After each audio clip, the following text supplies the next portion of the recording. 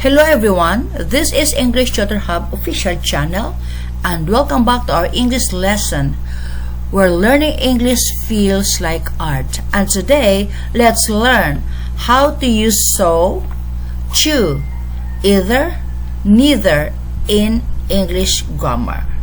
Let's get started. Me, to and so plus auxiliary plus subject. To answer affirmatively, most often we use so plus auxiliary plus subject. To answer affirmatively, most often we use so plus auxiliary plus subject. Orally, we can also say me too, but this is more familiar.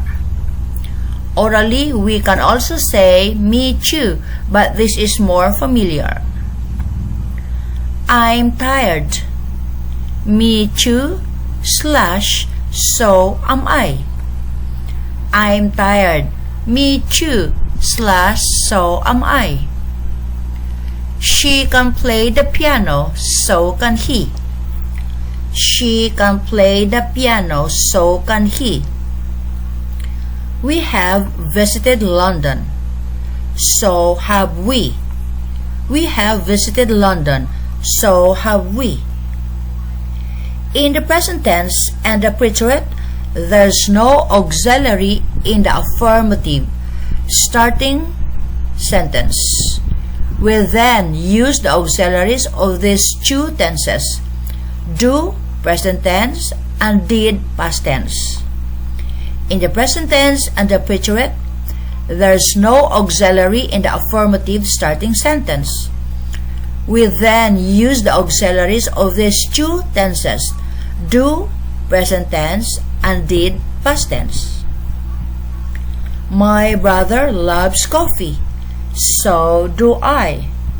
My brother loves coffee, so do I. Paul ate a cookie, so did she. Paul ate a cookie, so did she. Me neither. When the starting sentence is negative, we use the structure neither plus auxiliary plus subject. Orally, we can also say me neither, but that's more familiar. When the starting sentence is negative, we use the structure neither plus auxiliary plus subject.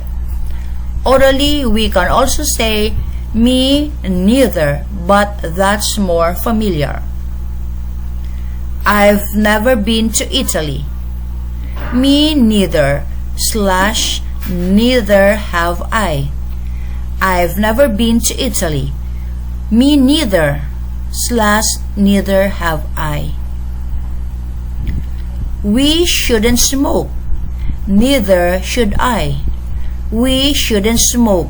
Neither should I. Sarah isn't very fat. Neither is her mother. Sarah isn't very fat. Neither is her mother. How to reply negatively or positively. How to reply negatively or positively. I love pizzas. I don't. I love pizzas. I don't.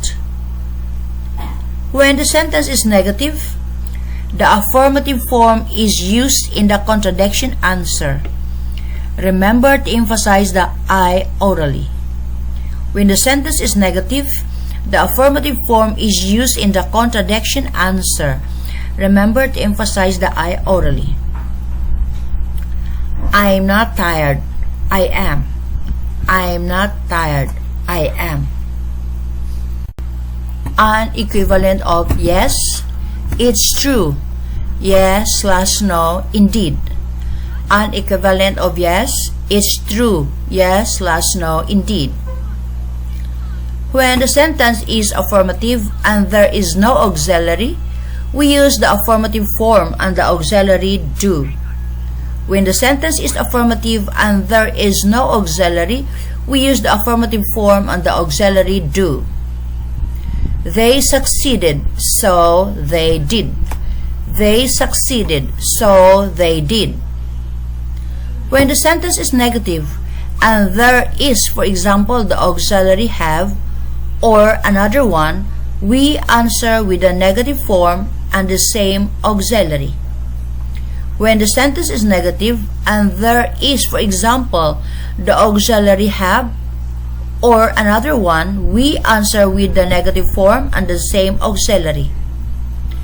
They haven't reached a compromise, so they haven't. They haven't reached a compromise, so they haven't. We can also say, yes, you're right, slash, yes, that's true, slash, no, indeed. We can also say, yes, you're right, slash, yes, that's true, slash, no, indeed. Do not confuse the order of the auxiliary. Do not confuse the order of the auxiliary. Compare the following two sentences. Compare the following two sentences. I succeeded, so did he. I succeeded, so did he. He also succeeded. He also succeeded. He succeeded, so he did. He succeeded, so he did. He finally succeeded. He finally succeeded. So, there you go guys. This video answer about how to use so, to, either, neither in English grammar. This is English Tutor Hub official channel, and see you next time. Bye!